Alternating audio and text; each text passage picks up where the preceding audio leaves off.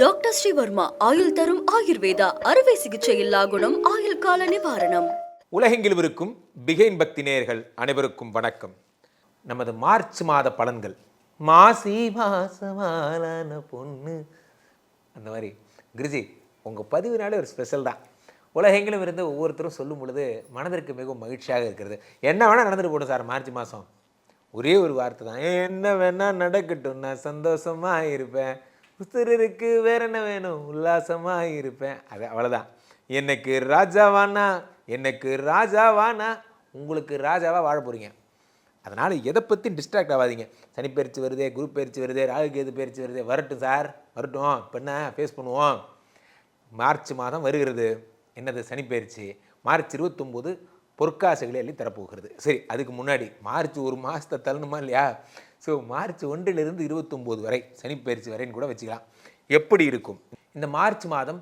என்னென்ன பெரிய விஷயங்கள் எல்லாம் நடக்க போகிறது, யார் யாருக்கெல்லாம் வேலை கிடைக்க போகிறது, யார் யாரெல்லாம் ஃபாரின் போக போகிறீங்க, யாருக்கெல்லாம் குழந்தை பாக்கியம் கிடைக்க போகிறது போன்ற மிகப்பெரிய விஷயங்கள் எல்லாம் நாம் பார்க்கவிருக்கிறோம். அவ்வகையிலே ஒவ்வொரு ராசிக்கும் உரிய பலன்களை நாம் சொல்லவிருக்கிறோம். இந்த மாசி மாதத்தில் மட்டும்தான் மீன ராசியிலே சூரியன் மற்றும் சனி ஒன்றும் வரல. மார்ச் 29 சூரியன், ராகு, சுக்கிரன், புதன் என்ற 4 ஏற்கனவே ஐவர் கூட்டணியில் 4 ரெடி ஆயிட்டாங்க. மீனத்திலே எழுந்தருளுகிறார்கள். நமக்கு என்னவெல்லாம் செய்ய போகிறார்கள் என்பதை பார்த்து விடலாம்.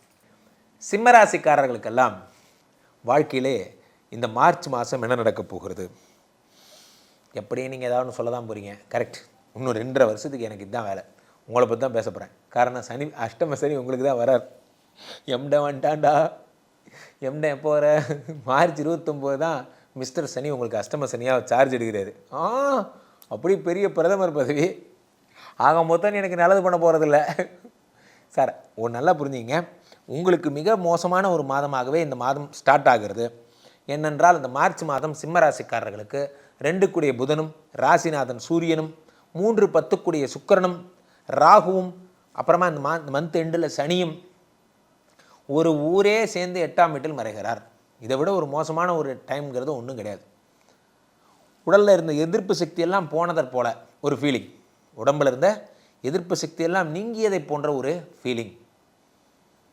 இந்த 8ஆம் வீட்டில் இவர்களெல்லாம் மறையும் பொழுது, நான் அடிக்கடி ஒரு கதை சொல்லுவேன், உங்களுக்கு ஞாபகம் இருக்கும்னு நினைக்கிறேன். வீர சிவாஜி இருந்தாராம். வாழ்க்கையில் எல்லாத்தையும் தோத்துட்டார். அப்போது ஒரு கட்டத்தில் தோற்று போய் இப்படி அரண்மனையில் கவலையாக உட்காந்துருக்கார். அப்போல்லாம் அவங்களாம் பெரிய பெரிய ஆட்கள். இப்போல்லாம் லக்ஷ்மிலாம் நேரடியாக பேசுவாங்க அவங்களோட. இப்போது அஷ்டலட்சுமிகள் சொல்லுவாங்கள்ல, தனலட்சுமி, தானியலட்சுமி, அந்த மாதிரி ஒரு லட்சுமியாக வந்து அவங்கள்ட்ட சொல்லுதான். தனலட்சுமி வந்து சொல்லுதான், நான் உன்னை விட்டு போகிறேன், நீ தோற்று போயிட்ட, நீ தோற்று போன ராஜா, நான் உன்னை விட்டு போகிறேன், போயிட்டாரு. அடுத்து தானியலட்சுமி, நான் உன்னை விட்டு போகிறேன், இனிமேல் இந்த அரண்மனையில் தானியமே இருக்காது, போ. சந்தானலட்சுமி, இனிமேல் இந்த அரண்மனையில் யாருக்கும் குழந்தை தேவையில்லை, எல்லாம் போயிட்டேன். கடைசியாக வீரலட்சுமி, அதாவது தைரியலட்சுமி, நான் போட்டுமா அப்படின்னு கேட்குறாங்க. இல்லை நீ மட்டும் போகாத, நான் வேண்டி கேட்டுக்கிறேன், பெரிய சக்கரவர்த்தி நான் இப்படி கேட்டதே இல்லை, நான் உங்கள்கிட்டக்காக கேட்குறேன், இந்த தைரியம் மட்டும் என் கூட இருக்கிறேன் அப்படின்னு. தைரியலட்சுமி கூட இருந்தாலாம் 7 லட்சுமி வந்துட்டாங்களாம். அவ்வளோதான். இந்த கதை சின்ன வயசில் எங்கள் அப்பா அடிக்கடி சொல்லுவார். நல்லா புரிஞ்சிங்க, தைரியம்தான் வாழ்க்கை, பயம்தான் மரணம். அஷ்டம சனி கஷ்டம் யாருக்கு?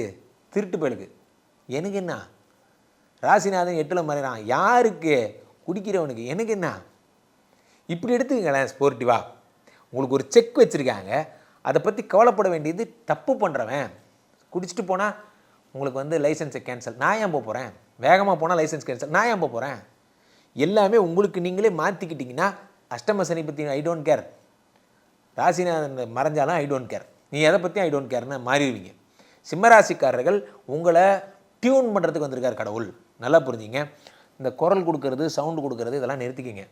இப்பயே நிறுத்திக்கிங்க. உங்களுக்கு நான் சொல்கிறேன், மேனேஜ்மெண்ட்டு சார்பாக நீங்கள் வேறு சார்பாக அல்லது இப்படி சார்பாக அப்படி சார்பாக தொழிலாளர் சார்பாக எந்த சார்போ இருந்துட்டு போங்க. ஆனால் ஒன்று தெரிஞ்சுங்க, நீங்கள் பேசுவதை யோசித்து பேசுங்கள். உங்கள் வார்த்தைகளை நிதானம் தேவை. நீங்கள் நீங்கள் வந்து நிர்வாகமாக இருக்கலாம் அல்லது நீங்கள் தொழிலாளராக இருக்கலாம், யாரை வேணால் இருந்துட்டு போங்க. ஆனால் நீங்கள் என்ன பேசுகிறீங்க எங்களுக்கு கிளாரிட்டி முதல்ல உங்களுக்கு புரிஞ்சு பேசுகிறீங்களா புரியாமல் பேசுகிறீங்களாங்கிறது உங்களுக்கு தெரியணும். இதான் மெயின். ஆணவமான பேச்சுகள்லாம் இருக்குது பார்த்தீங்களா, அது உங்களுக்கு மிகப்பெரிய அச்சத்தை உண்டாக்கும்.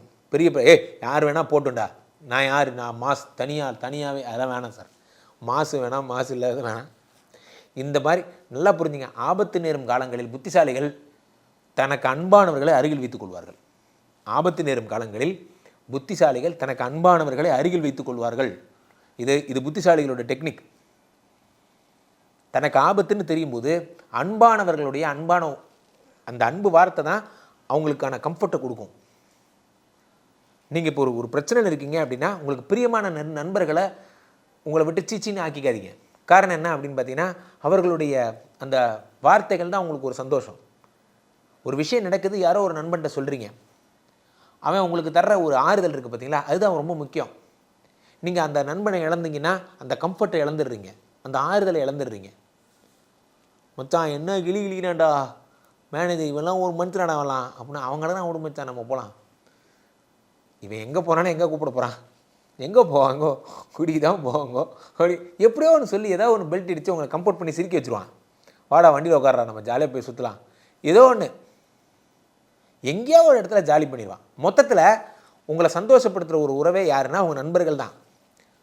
ஆனால் அந்த நண்பர்களே இல்லாமல் போய் என்ன செய்ய போகிறீங்க? ஸோ சிம்மராசிக்காரர்களாம் ஒன்று புரிஞ்சிங்க. அஷ்டம சனி வந்துருச்சு, கஷ்டம் வந்துருச்சு, பொருளாதாரத்தில் டைட் ஆகிட்டிங்கன்னு உங்களுக்கு மிக நெருக்கமான உறவுகள் இருக்காங்க பார்த்தீங்களா, அவங்கள்ட்ட போய் காட்டாதீங்க. அவங்கள ரொம்ப க்ளோஸாக வச்சுக்கிங்க, அவங்க தான் உங்களை காப்பாற்ற போகிறாங்க. அதனால் சிம்மராசிக்காரர்கள் கொஞ்சம் ஜாக்கிரதையாக இருக்கணும். சமூக வலைதளங்களில் பதிவிடும்போது ஊடா பேச்சுகள்லாம் வேண்டாம். அதே மாதிரி தேவையில்லாத விஷயம் யாராவது அட்வைஸ் கேட்டாங்கன்னா, எப்பா என் பொழப்பே போகுது, தயவுசெய்து போயிடு, என்கிட்டலாம் போய் அட்வைஸ் கேட்காத, உனக்கு நான் எதனா ஒன்று சொல்ல போய் அதை நீ போய் உங்கள் வீட்டில் சொல்ல போய் என் குடும்பத்தை பிரித்து வச்சது நீதான்னு சொல்லி என்ன உன் பொண்டாட்டி என்னை கூப்பிட்டு குத்துவா, இது எனக்கு தேவையா? அதனால் யார் குடும்பத்துக்கும் அட்வைஸ் பண்ணாதீங்க. நீங்கள் நல்லது சொல்ல போக அது தப்பாக தான் முடியும். கீழே போய்ட்டுருக்க இந்த 2 நம்பரை கூப்பிடுங்க. உங்களுடைய சொந்த ஜாதகத்தை நீங்கள் பதிவு செய்து பார்த்து கொள்ளலாம். உலக புகழ் வாய்ந்த நமது ஸ்ரீமடத்தில் தினசரி நடக்கின்ற விஷ்ணுமாயா ஹோமங்களில் கலந்து கொள்ளுங்கள். வருகின்ற மார்ச் 29ஆம் தேதி நடக்கவிருக்கின்ற மகா சனீஸ்வர யாகத்தில் அனைவருமாக வந்து கலந்து கொள்ளுங்கள். மீண்டும் ஒரு நல்ல பதிவில் சந்திப்போம். நன்றி, வணக்கம்.